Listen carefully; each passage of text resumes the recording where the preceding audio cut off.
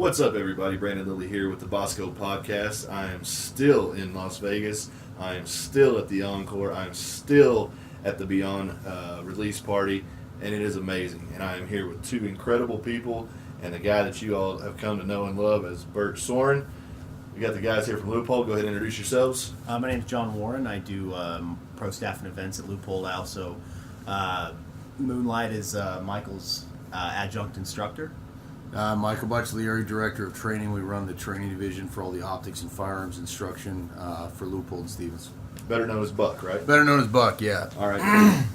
So let's just backtrack for a little bit. Let's just talk real about here at SHOT Show. I was teaching these guys some covert tactics and how to get into an event unwanted, maybe unallowed, and I created my own. It's very similar to SEER school, really. Yeah, it's. I basically created my own buds. But Admit nothing, deny everything. Yeah, but in all seriousness, these guys helped me out a little bit with a small problem that I had. So we became quick friends, and I gained a lot of respect for them after I learned a little bit more about who they are and what they do. One of the guys here, he ran my cube method and had some good results on that, right? Yeah, sure did, man. Awesome. Yeah. So it's such a cool thing for me, and I know it's cool for Bert because we talk about this all the time, and we get to experience the reality of how many people this business touches. And I'm sure for me, I know it's exciting, so I know for Bert it has to be even more, but I want you guys to give me a little bit about yourselves as well as how you came to be with Leupold and what that means to you. You know, scoot on in here. Don't be afraid of that mic. It's not a phallus. It's actually a microphone. And just go to town. I wish it was a phallus. we can. It's Vegas. This might be less awkward if it was, right? Yeah, I started out back in the 90s, joined the National Guard when I was in high school, and spent about 3 years as an infantryman, just line infantry in the National Guard, and then got tired of that, just crossed over to the Marine Corps. And I spent 4 years in the Marine Corps. First 2 years were with the boat raider unit, so all doing amphibious operations. And in that, I was an assault climber and a CWSS swimmer and a SAW gunner. And then I switched over to a state platoon at that point.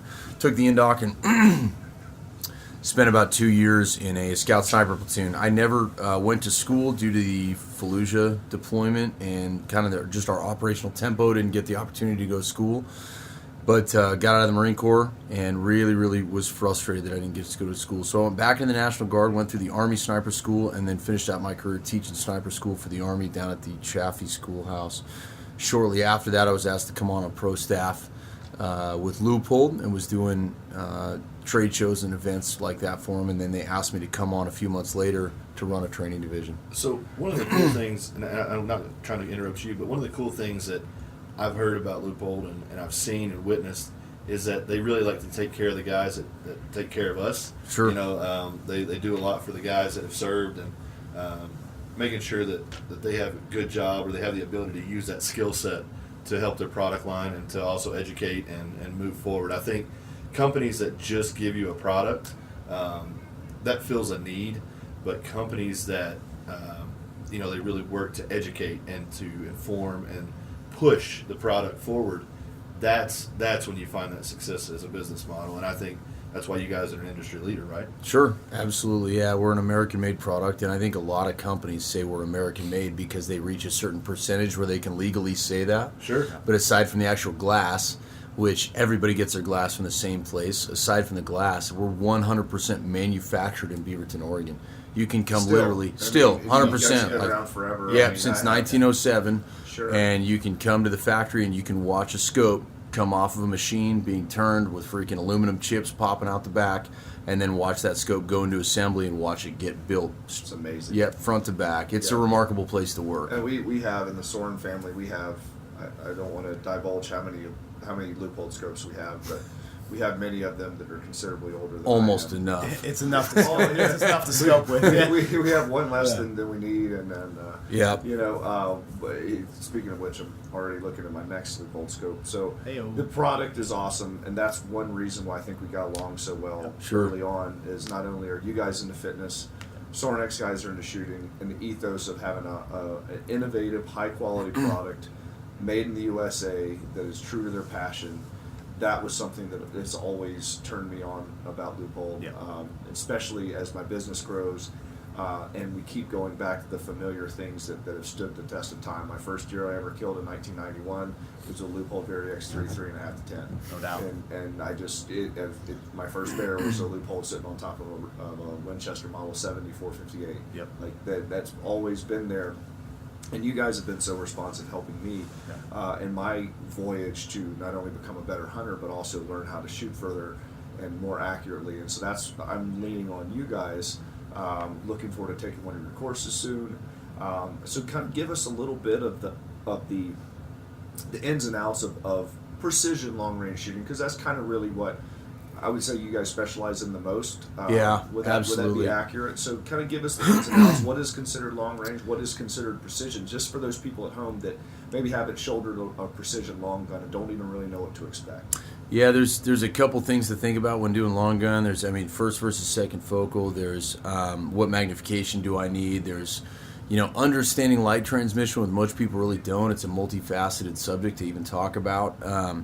But one thing I will say, and I want to turn it over to John and have him kind of go through application of first versus second focal, but is there's one rule I believe that overrides every other rule when it comes to long range precision, and that's consistency equals accuracy. If you're doing something wrong, but you're doing it the exact same every single time, well, we can account for that, and then we can compensate for that. We can work with that, right? Okay. Inconsistencies are the things that throw off your ability with long-range precision shooting. Consistency is everything, because we can absolutely make an adjustment off of a consistent pattern, right? Okay, so we've said long-range precision shooting. Let's define what is considered long-range. What is It's interesting. precision? That's an interesting subject. It's like defining strong, right? Yeah, yeah. What does it mean? Strong? Yeah. Is it body weight ratio? Is it something it's interesting. Brandon, I don't think you're educated enough on this subject of strong to talk. I said that. But, truth, something that I made the comment about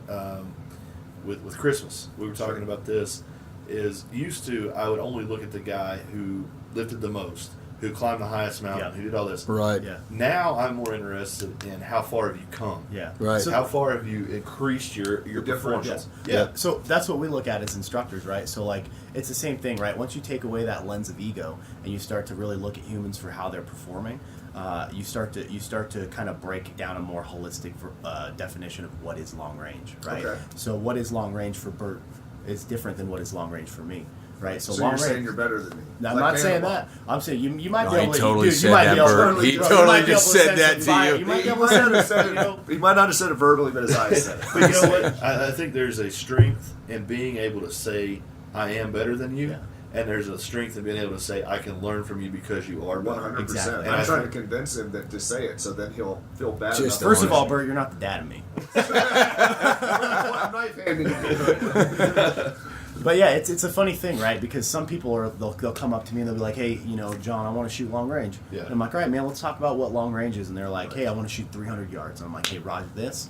We got things in our family line of scopes to do that, right?" A lot of people will they'll sort of propagate around these different types of groups, right? So everyone wants to think that tactical is sexy. They'll be like, all right, I need a front focal plane, 5 to 25, all this magnification because I want to do like what the Rangers do, what the SEAL teams are doing. When really, they maybe just need a second focal plane, 4.5 to 14, to snag a deer every year for their family. So does that 250 yards? Exactly. So does that, do you see that as a problem in understanding and education, where some companies just put out stuff and they don't do the education, whereas you guys could say, okay, this is the gun or the scope for you. It's the scope for your gun. It's what you need versus I'm the big dick here, so I'm going to get the biggest, most powerful scope to go out here and shoot 250. Right. That's a whole telescope hanging off. Yeah, exactly. That's a fight that Michael and I have been fighting now for a while. And I'll turn it over to him to talk about. We don't like to talk about now hunting and tactical, right? We want to talk about application of components, and Michael's been an industry leader in this. I want to say this: in your guys' world, it doesn't matter what the scope is pointed at. The scope just has to be aimed correctly and perform. Correct? Well, there's a discussion for knowledge, understanding, and application ability, right? Because there's hunting ethics involved, right? Sure. So for us, whether it's a freaking sniper overseas doing his job, whether it's a grunt out there that's been put in a really ugly situation, he's got a Leupold on top of his rifle, and he needs to know that what he points at is going to save his life or the life of his fellow soldiers or servicemen or whatever it is. So for us, yeah, we need to make a scope that's capable in any situation that's put in, right? But this is where John's talking about. We're talking about characteristics of an optic that are applicable to your job or what you need them to be. So stop talking about, this is a tactical scope or this is a commercial scope. Like, oh, I need a second focal plane, 3 to 15 scope that I can dial up in 10th mil. Okay, let's get you a VX5 out of the custom shop. And I know it might be going on a LaRue OBR or whatever your custom rifle is, but that's the characteristics that you need. Oh man, I'm going on a high altitude sheep hunt, mountaineering up, and I need a first focal plane, but super short, super light. Let's get you a Mark 5, 3.6 to 18. Right now, we put a tactical scope on a hunting rifle and a commercial scope on a sniper rifle. It doesn't matter. Do they have the characteristics that you need? Right, I can guarantee you they've got a freaking full lifetime guarantee. So go out and freaking do your deeds. And send it. Yeah, And send it, absolutely. Or Schwindel says, you don't chopstick with a fork. Yeah. You need to use the right tool for the right job. Yeah, man. Yeah, absolutely. So a lot of it's just application-specific characteristics of an optic that you're looking for. But, the hard part is that the internet talks a lot. Sure. Right? And as the internet's talking, right, reality is taking place in the background behind the scenes, and a lot of people don't see that background behind the scenes. So you get on some of these forums, and I'm not going to mention names, but you get on some of these forums and some guy goes, man, you're not varsity unless you're shooting first focal plane. And what the dude on there is trying to research, because he just became a cop and now he got thrown into a sniper section on his law enforcement agency, and what he needs is a second focal plane scope, and one of his biggest focuses is the low-end magnification of that optic for high field of view, and maybe like a duplex crosshair, right? Not some crazy horse vision grid or not some CCH reticle. He needs something more basic, second focal plane, but everybody out there is telling him you got to have first focal plane, and it could be detrimental in his application. Define first and second focal plane for those listening that aren't. You bet. So inside of an optic, you have what's called an erector tube, all right? And that's the tube that's inside the scope that as you adjust your elevation and windage gets pushed down, pushed up, and shifts either the reticle or the image. Inside of that erector tube, you have what's called 2 erector cells. Those are a lens pack system, 2 of them that move forward and aft inside of the scope. It completely in line with each other, but there's 2 helical cuts that they ride in, so they might move forward, but then they might get closer together, or they might move back and get farther or closer together. That dictates your magnification. Okay. Now, if your reticle is housed in front of that erector, those erector cells magnify everything in front of them. So if your reticle is in front of those, then it will magnify and expand and contract the reticle with the image. But if your reticle is behind those, only your image expands and contracts, and So your the reticle crosshair stays the looks same size. and Exactly. You just see a static crosshair per se. Static crosshair, and, correct. And the point of view and the content changes. Yes, your Where- image. Which is clutch for law enforcement, because when they get into a low light situation and they need to dial that mag down, that reticle stays the same, so it doesn't disappear like it would on a front focal plane. Right. So, right. interestingly But if you're enough- potentially long range, that's where you want all of your mil dots and everything like that tracked. All I need that stuff for is to apply holdover shooting, and I need to do it on any kind of magnification I need, whether that's a close-up engagement or a far-away engagement. All that is the ability to subtend my reticle at any magnification. So let me tell you something straight up. I'll make the dog hunt no matter what focal plane it is, right? It doesn't matter if it's second focal plane. In the Army, we have a second focal plane optic, and we have a first focal plane optic. One's on a 308 and one's on a 300 Win Mag. It doesn't matter. You apply that reticle and those components in the situation. It just one is a little bit better than the other. But it honestly, it doesn't matter. It's just like the argument between MOA and MIL, right? They both do the same thing. Just One learn, is an learn MOA. what language you're speaking. Exactly. And speak it well. Exactly. That's a big deal, the MOA versus MIL argument. You know what I mean? People say what's better, and like John said, it doesn't matter. What people need to start realizing is back in the day, we had a hybrid optic that was like a MIL reticle with MOA adjustments. I think I might even had one of those. Yeah, a lot of people did, man, and then you really had to understand the language difference between the angular units of measure, right, between the two. But now we have mil to mil or minute to minute, and what people need to realize is they need to start viewing that reticle as a simple tape measure. just read the tape measure, and then dial what the tape measure tells you to Go dial. with inches Don't or convert. centimeters, but just go with Absolutely, just Yeah. don't convert. But what John's saying is really true about first versus second focal. First and foremost, when we start saying I can't do it because it's a second focal, or this is the wrong scope, we're starting to get into some first world problem bullshit. You know what I mean? Yeah. Like, come on, man. Yeah. Like, look at Hathcock. Dude freaking did it with a duplex reticle and a 3-9 and freaking Yeah. basically Got busy as rocked shit. the world Right. in And 93 we're confirmed. talking about Carlos Hathcock. Carlos Yeah, Hathcock, White right? Legendary Yeah. Marine sniper. Yes, Yeah. in fact, the movie Sniper was made after him. Right, 93 and- confirmed Yeah. kills. Yeah. over He's 300 like feather, unconfirmed. right? Been getting it done for a coon's age. Yeah. Absolutely. Yeah. Probably arguably one of the greatest American snipers. He's the greatest. He's the to me. greatest, right? Really wrote the book. Yeah. Not figuratively. No, Well, no, actually, no. you know- Hold on, that's what I was gonna say. Okay, well, yeah, go ahead. Not figuratively, Literally. literally. And a lot of people don't understand for the Army, too. Yeah. Right. So basically, Bill Knox started the Army Sniper School in 1987, but so much of that legwork was done by Hathcock. Hathcock, coupled with Bill Knox, Instrumental. to build the Army Sniper School in 1987. But back in, and I can't remember if it was the late 60s or the early 70s, the U.S. military had no sniper school. Hathcock, they would say, hey, who here grew up hunting for their family? People raise their hand, they'd say, come over here and do a test. They'd put them through a marksmanship test, and they'd pick out the best ones. They'd say, go forth, be invisible, and kill shit from far away, right? Well, then Hathcock actually formalized a military sniper school. It was a Marine Corps Scout Sniper School, and the funny thing was, the first U.S. military sniper school was in the country of Vietnam. It was not even CONUS. It wasn't even here. I actually have a buddy of mine that I was overseas with. He was a 3rd Battalion 1st Marine Scout Sniper, and his father, Mike Hill, was one of the last courses to go through in the country of Vietnam. Wow. But what a cool time to go through Scout Sniper School, you know? There's two schools that were not, they're probably the hardest schools in Vietnam because they finalized in a live exercise, right? That's the Recondo School, right? Where you go out and you make contact with the enemy and you break contact with the enemy, so you either pass or you die. And then there was a Scout Sniper School where you go out and make contact with the enemy and you pass or you die. Yeah. Make I mean, contact as in send it. yeah, you want to talk about playing for keeps? No one played more for keeps than those dudes. Wow. Yeah. That's amazing. Well, I wish we could have a lot more time. There's bourbon down there that needs to Correct. sniffed No at least. doubt. Could you tell us a little bit about where people can get a hold of you guys? I know you do some courses. How do people get involved in those? Yeah. Just tell us a little bit about and I could listen and nerd out on this stuff. This is probably as much for me as it is for the listeners because this is what I think about a lot when I'm not thinking about all the stuff I'm supposed to be thinking Well, about. before we close out and before you guys give that information, I want you guys to truly understand here.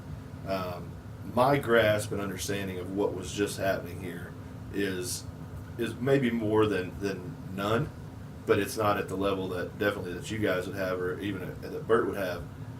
I saw Bert talk to a guy yesterday, and we actually talked about it at lunch yesterday. Bert was just asking some very straightforward, simple questions, and the guy honestly just didn't give a shit. Honestly did not give a shit enough to take the time to answer the questions and then to ask other questions to understand Bert's questions. Mm-hmm. The stuff that you guys just went through right here was not only a comprehensive knowledge of the product from the standpoint of Leupold, it's a comprehensive knowledge of the product from a life and death standpoint and also a responsibility to those out there still on the line with a life and death standpoint. And I think that needs to be impressed upon the people that just hear this as, okay, here's some guys talking about scopes. Yep. To me, this is the kind of thing that sets apart a company like Leupold from the rest. That's why Sorinex aligns not only their family with the Leupold scopes, but the brand and all this. It's great people doing great things because of great people in those companies. And And accountability. It's exactly right, and it's knowing that if they put out an inferior product or they don't have an understanding of it, people get hurt, people die. And I thank you both for what you guys are doing. I just have a heightened respect for Leupold and you guys individually. I think it's incredible. So tell us where we can find more out about you guys. We can find out more about your products, and how can we become better through you? Yeah, so the Leupold Optics Academy teaches 4 basic weapon system courses, firearms-based optics courses. We've got precision scope rifle 1, general scope rifle, patrol designated marksman, and optical sighted pistol class. And you can find that out at leupold.com, LEUPOLD.com.